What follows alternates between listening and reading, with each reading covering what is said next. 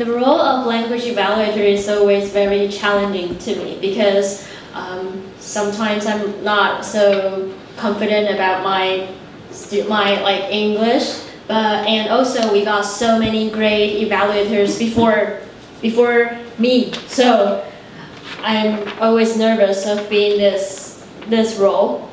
But today, I believe that everyone has the same feeling as me, that you really enjoy all the speeches, right? Yes. Yes.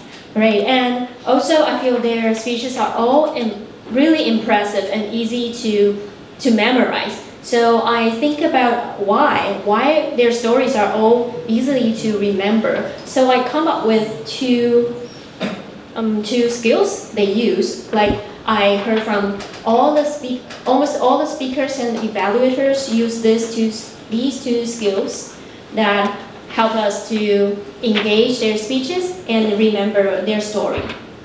So the first one I would like to share is said by Eric Ma, but I would like to emphasize again, like using contrast. So from the first speaker, Ting used, there's a really catchy sentence I remember. She said, she was being really humorous. She said, so I learned that I should say no to others. I should learn to say no to others. Oh, just kidding. We should say yes to every opportunity. So say no and say yes. The vivid, like the contrast for me is very catchy and easy to remember. And for the second speaker, Nick said he was fired. But so fire seems like a really sad thing, sad story. But he said, this was the most exciting moment for me. So I feel, what? So confused. So I think everyone might got the same confused as me, so we were engaged and want to know the rest of the stories. And then so Douglas used the contrast you use that I wrote down is like, he never told me academic, but he told me what I need. So it's a contrast of what people teach us and what we really need. So that for me is really catchy. And the second skills that I think is really good for putting in a speech or evaluation is to provide a short takeaway sentence for the audience. For example, like from John's speech, I marked down. I suddenly couldn't find John's. Oh, here.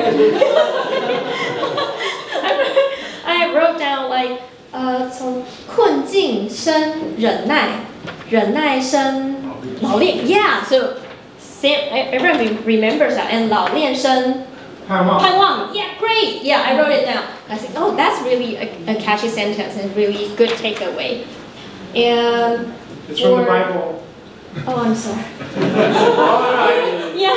I'm not accusing you of anything. Just saying, it's from the Bible. Okay. Oh, right. But I think it's a great sentence. Oh, and for evaluator, the contrast, the example of contrast skills they use, I forgot to mention. Like Alice used Mr. Brave and Miss Brave. Like she said, oh, you talk about failure in your icebreaker. It's kind of a contrast. And for Jenny used like, Nick, you are awesome.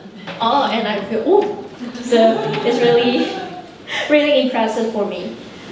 Okay, but I think for these two skills, they are really great skills to incorporate into your speeches. But I think there's one thing to be careful is that don't repeat the sentences again and again. I think that might lose the power of the sentence. Sometimes the best takeaway or contrast they use should be short and really strong. So if you say a good sentence, just maybe keep going or elaborate more, but don't repeat it again and again, or the power would be less. Yeah, so that's what I observed from today's speeches evaluation. So back to General Evaluator.